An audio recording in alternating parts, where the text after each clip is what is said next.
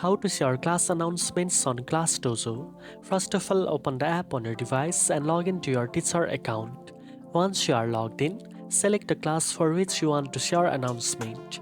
You will be taken to your classroom dashboard where you can see all students and connected parents. To share an announcement, tap on the plus button at the bottom of the screen. You can then type your message, add images, videos, or files to make the announcement more engaging. Next, choose who will receive the announcement.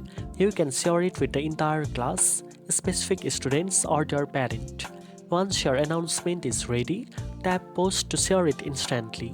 Everyone selected will receive a notification about the update. You can also edit or delete announcements later if needed, and parents can comment or react to the post, making communication interactive and transparent. Now you know how to share class announcement on ClassDojo.